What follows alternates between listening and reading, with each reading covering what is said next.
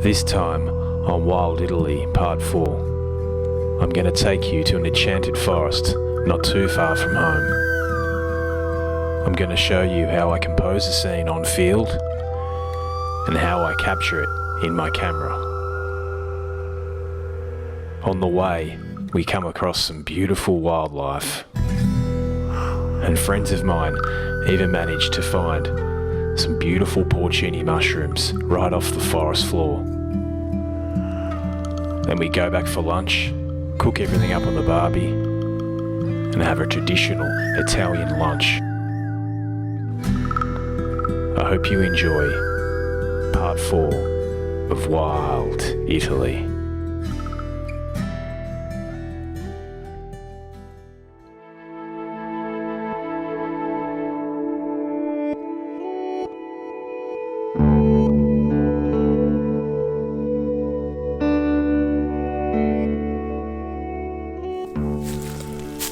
Good morning and welcome back to Wild Italy Part 3.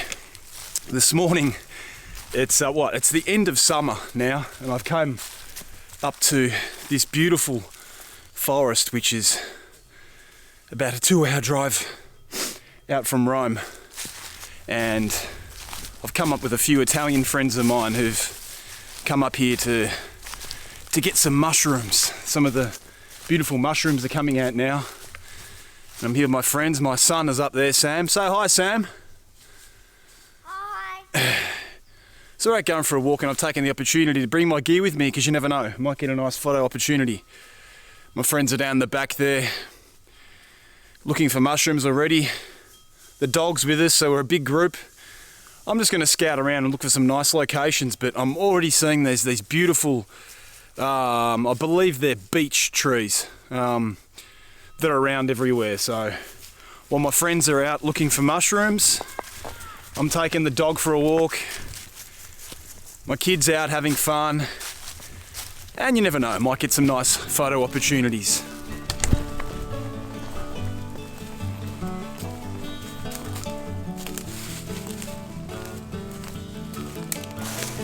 Yeah, Luigi. Wait.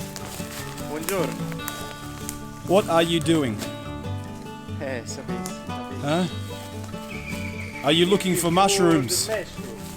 For mushrooms?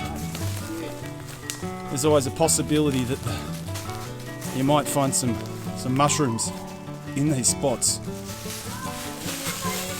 If my dog doesn't wee on them first. And there's the famous Oscar from Part 1 of Wild Italy. Do you remember Oscar? Hello, my friend. How are you? Fine, thanks. And you? I've been here for a good 20 minutes or so now, and it's quite complex. I've never been to the area before, so I'm a bit breathtaken by the woods and the views. My friends are off all searching everywhere for mushrooms. My kids having fun, running around, and at the moment there's nothing that really catches me. I might have to wait for a bit of light, a few beams of light to come in through these forests. One thing that catches my eye instantly, probably more so than anything, are these trees. So you've got this moss at the bottom here, and then you've got this light grey, so it gives a good contrast between the forest floor and the greens. And so I think if I can try and find a tree trunk like this that's a bit more photogenic. I mean, this goes straight up into the air. There's nothing much really to it. I want to try and find something with a few branches that sort of branch out a little bit, and maybe concentrate on getting some wide angle roots in the frame. I might be able to get something interesting. So going to keep searching around, and we'll see what we can get. The main objective for the day is just to be out here scouting and to have good fun with friends and the kid and the dog, and hopefully come home with a few mushrooms. So we'll see what we can get. Okay, so as I was saying, this is the first tree that I've come across now that's got some interest. I don't know if you can notice it. It's got like this bow to it. It's two trunks joining together, and there's some nice sort of like grey bands in it that give it a nice bit of contrast to the background. So I'm gonna give this shot a go. I'll pull out my wide angle. We'll get it on.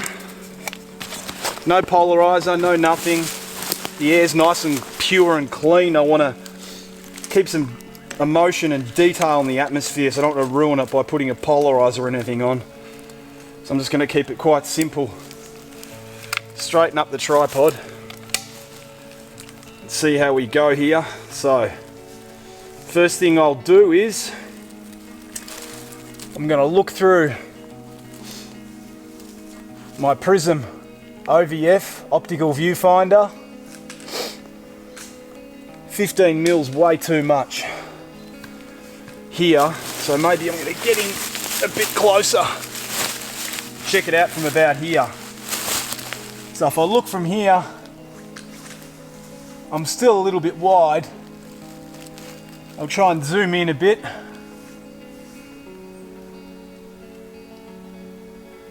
And just compress it a little bit. So I'm in at 30 and try and get myself a nice frame.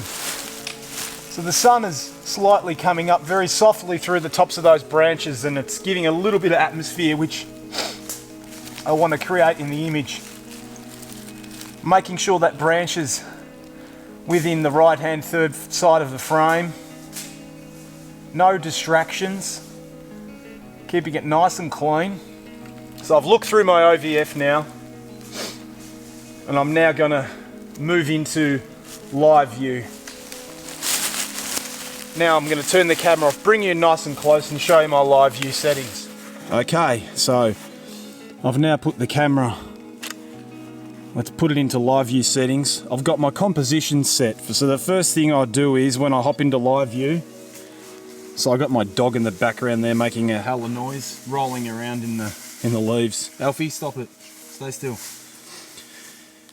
At the moment you can see I've got this red area through here, which is my highlight warning. So I haven't set in my exposure yet. I'm just going to bring the... Actually, I'll bring the highlights down so you can understand what sort of composition I've got. There's my composition. Quite straightforward. Nothing fancy.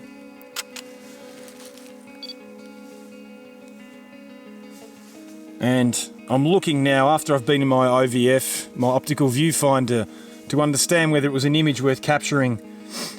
I've shifted into here, and I can then make some fine adjustments, which I'm going to do. I can notice here that probably I might even just bring everything over slightly, maybe into sort of this position, if you can appreciate how this is here, the composition. It's quite straightforward.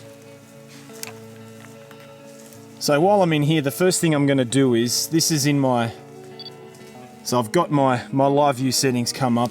I can then set my exposure. I'm not going to worry about correcting my horizon is quite off. You can see my horizon settings up here. So I'm now going to correct my horizon adjustment and just make that nice and straight. As you can see when I bring that up now, that's the horizon. And after correcting my horizon, I'll probably have to lift everything up just slightly to about here. And my horizon is still straight. From there, I'm gonna then just adjust my exposure and everything. So obviously at f8, I could probably, f8's probably a good setting. Look, it is a forest scene. I might go for a bit more depth. Around f12, look, there's no wind or anything around, so even if I shoot at 2 seconds, I'm not gonna even get much movement in the leaves at the moment. So from there, I'm then gonna bring my exposure. See, if I was to bring my exposure up too much, I'm burning my highlights. I can do a double exposure, but you know what? This Pentax K1 camera's got such a good horizon correction, good on you, Matt. Such a good DR in it, dynamic range, that I can even bring it down about 3 or 4 stops back to here, and I can get the majority of my shadows back with no noise in the shadows when I regain them later on. So I've got a little bit of whites clipped at the top there, but it's nothing too drastic. I can leave it like that. So I'm at f13. As I said, I'm underexposed. My exposure's set to 1/6 of a second, shooting in RAW, and so now I switch over to this button here, which I was on before, and then I can actually use contrast detection to focus. So this, I know it's a bit lazy, but you know what, I've been shooting with this camera and this lens for almost 4.5 years now, or even, yeah, 4.5 years. And it's spot on every time. It really, really is. I hardly even manual focus unless I'm in very, very dark conditions. So that's how I'm approaching the scene. So I'll just double check again. I'm focusing just on these branches right in the front of the scene, f13. I'm not even going to bother about doing photo stacking with this. A little bit, you know, softer at the back is good for atmosphere anyway, as long as it's not too drastic. So I've got my, as you'll see here, this little beauty. This is a remote shutter, and I can time everything to exactly how I want it. So now I'm going to turn live view off. You can see my mirror up function is on, live view.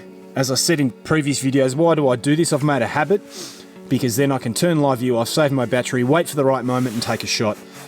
The right moment at the moment, the light's not changing, but anyway, this is the process I go through. So, bang, I'm going to take the shot.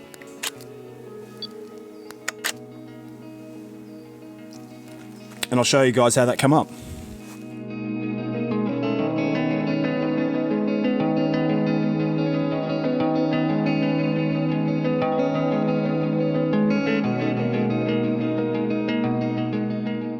Okay, so I'm just approaching it again. I've got the tree here again. I've just moved in a little bit closer and I'm going for a wide angle shot. I've moved in really, really close. I'm out at 15 mils and I'm going to attempt to do a bit of a wide angle shot and try and make this scene a little bit more dramatic by doing wide angle, and I think it might even be more pleasing. I'll show you the two anyway and I'll let you guys decide. Please write down in the comments down the bottom what you think about the two and which one came out better.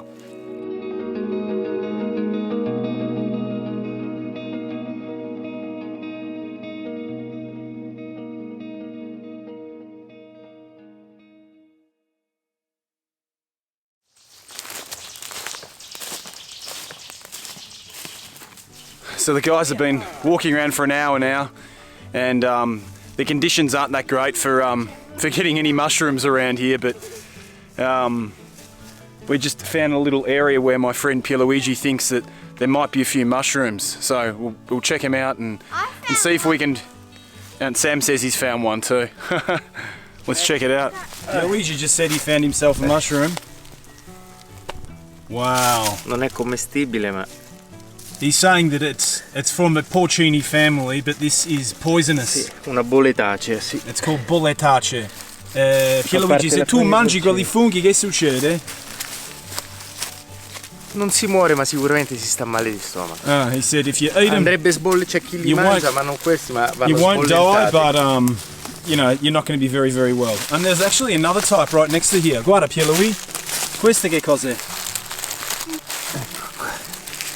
Here's another mushroom. Questo ad esempio viene mangiato, viene levata He's saying la you can parte eat della this. spugna sotto, si leva il gambo e si sbollenta. And he said if you boil it, you can eat Vedi, it. questo già è pieno di vermi, vedi perché è grande. Oh, he's saying it's already got worms inside it, so it's no good. But you can eat this type. Come across this tree now, and it's che fudge or Pierluigi? Sì, faggia. This is a beech tree. It's an ancient beech tree. I would say it would be what? Che ci avrà 200 anni questo almeno, no? No. Huh? No. Maybe less than 200 years old. And I've come across this composition. This is going to have to be a photo stacked image, because I've got these branches right here, and I'm going to try and build up a frame where I can get these branches into the foreground and try and make one of those wide angle dramatic shots of a singular tree. And I'm not quite sure how it's going to turn out. I've got a nice little bit of light coming in through the side here now, but it's not easy. I've got to get in nice and close, and it's not an easy shot. Maybe have to get in a bit closer, about this distance. Oh, I've actually got this tree right here in my face. And this is what I'm looking for. The angle's just not right. It's looking good though. I'll give it a try. We'll see how we go with this shot, but it's not easy. Anyway, I'll bring up the raw image when I'm done, and you can see what it looks like.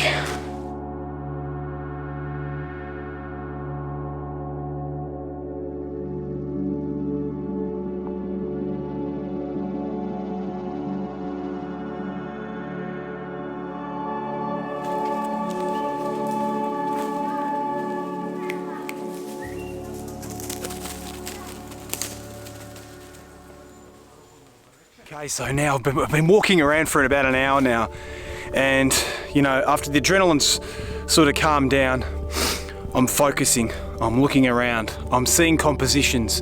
I'm not so bewildered by arriving to a place and having that initial shock.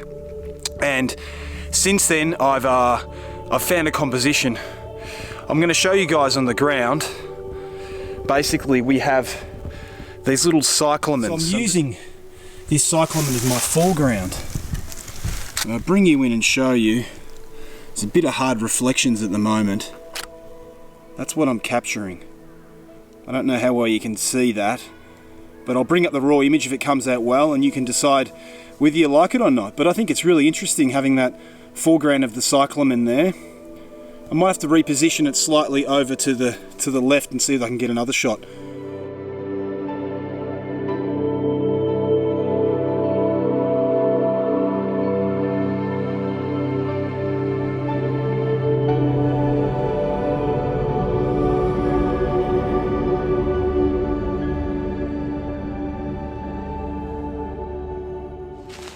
A nice composition in a bit close, right in at 15 mils, and see whether we can really get some detail out of this tree. Because there's an opening in the background, I'm getting beautiful light beams coming in, which is a bit of an issue for not burning my whites. But I'm getting a beautiful composition. I can't wait to show you this, guys, this shot. This is going to be the shot of the day. This is like one of those fantasy woodland shots. It's just incredibly beautiful. The light's perfect now. I'm not going to waste time to take the image. Oh, now the heart's running. I didn't realise till I got in close, looking with it through the lens, just how beautiful this is. It's an incredibly beautiful tree.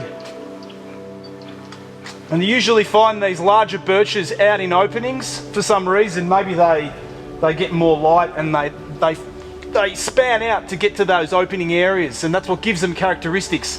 Otherwise, some of these other birches, they go straight up towards the top of the canopy where they go for light. Now, because there's that clearing there, the branches are going towards the clearing. Just going to check this shot. I'm going to go in even a bit wider and look up at it and give it that really good sense of, wow, this is it. This is the shot that's going to make it. I can feel it. I can really feel it. It's done. I'm coming, guys. So I've got everyone waiting for me. I've got to get out of here, but I'm so happy with that.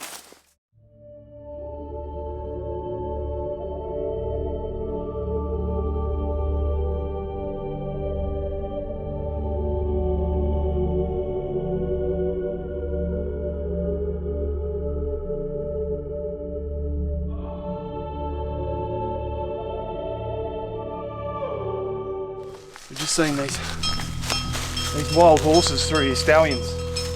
that are up here. Alfie's getting a bit agitated. I'm going to try, and I've got 70 to 210 on. I'm going to try and get some nice intimate shots. This is just beautiful, beautiful, beautiful photography.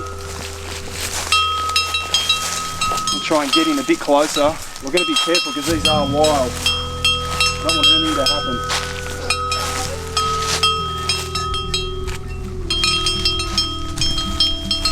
Beautiful. This one's got a white mane on it. It's just absolutely stunning.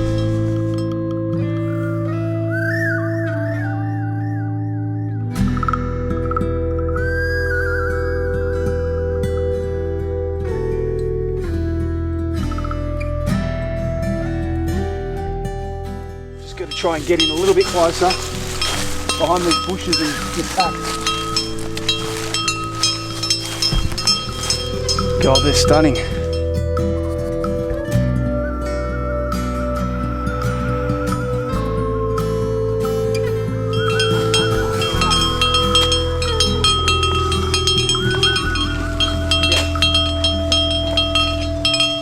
Do you like it?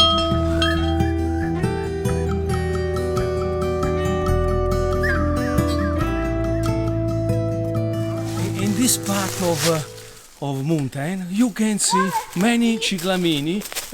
This is a typical. Give it to me for a second. This is Oscar. No. This is Oscar. Go, Oscar. Good morning. You can see many ciclamini. Look, Matt, inquadra. Bravo, good man. Yes. And behind there are a typical ed unico ciclamino. Wait, what did you find? Non vi fate vedere? Aspetta a raccoglierlo. Show me. Okay. That is a porcini mushroom. There's two of them. This is the best porcini mushrooms. And there's more here. No! Guys, you've got no idea how big this one is. Check this out. This is massive. Why are you tapping it, Pierluigi? Perché lo batti sopra? A parte che le spore stanno sotto, ma per farti sentire quanto è duro e ecco. So you can feel how compact Guarda it che is. gambo. Questi sono il top dei porcini. Show us. Put it up close to you. Mettilo vicino alla faccia tua.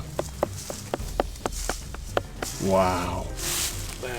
Quanto viene uno di quelli sul mercato, diciamo? E questi stanno 40 euro al chilo. 45. Questi saranno a occhio, saranno un 3 etti di fungo. They're about 45 euros per kilo, and this is about 3.5. Perché la qualità è eccellente grams. di questi. He said this is the best quality porcini you can find, and I think he's going to find more. Penso che troverai altri qua. Beh, We've got to keep it to ourselves because there's lots of old guys around searching for porcini mushrooms, and we don't want to let them know. Prima di tutto andiamo a ricercare lì. Lunch is going to be damn good today, but not for Sam because I'm not giving Sam mushrooms. I don't want him to get poisoned. Not a good idea, huh? I work in a hospital and we get children that get poisoned, so be very careful and don't do this at home, ladies and gentlemen. Don't pick up mushrooms in the bush unless you know what you're doing. This guy here, my friend, Pierluigi, he has his license to be able to take mushrooms from the forest and he knows exactly what he's doing. He's done many courses on mushrooms and cultivating mushrooms. So he knows what to pick, where to pick, when to do it. So please, do not try this at home. Thank you.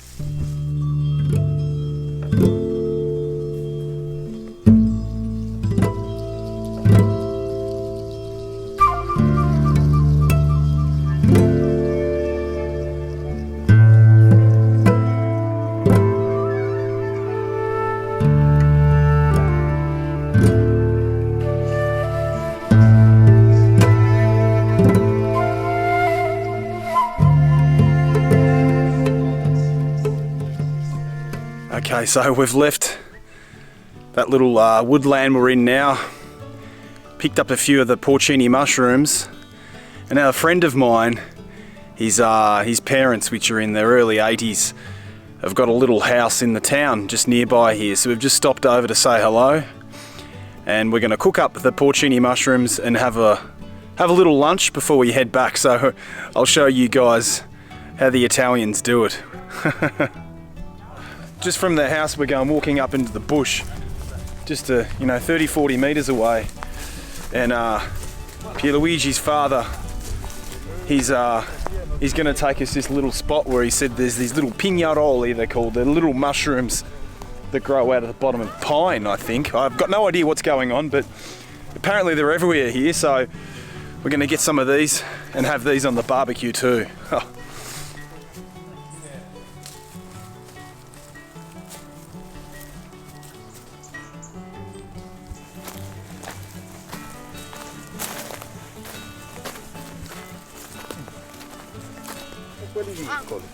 Io porto un cestino.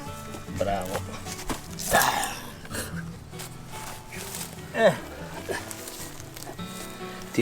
Questi li conosciamo. Guarda. What are these, Oscar? Pinarolo. Pinarolo? Sì, mushroom pinarolo. Mushroom Pinarolo. Hey, Sammy boy, show me how many mushrooms we've got now, mate. Guarda qua, vieni qua, guarda quanto ce ne sta. Look. Instead of the other place, it was like we got 4. Yeah, but they were porcini mushrooms, mate. They're delicious. Pierluigi's just started cooking his barbecue. Pierluigi, che stai cucinando? Delle fantastiche salsicce, ma adesso vi faccio vedere come aperitivo questo che viene qua. Local sausages and a small chicken. Wow. Il pane non brucia perché si cuoce. Questa la amiamo. Quindi le prendiamo nel momento in cui è cotta la salsiccia e abbrustolito anche il pane. Fantastico. Quindi ti esce una fantastica bruschetta con la It's a salsiccia. bruschetta with a sausage on the top. You just cook it on the grill for a couple of minutes. The mushrooms that we got today on the barbecue grill. Let's check that out. Oh, that's good. Signora, ma che l'ha combinato qua? Che cos'è? Questi sono pappardelle con russole e salsiccia. Le russole le abbiamo sempre pescate, adesso le facciamo anche a lui. Facciamo subito il piccolo,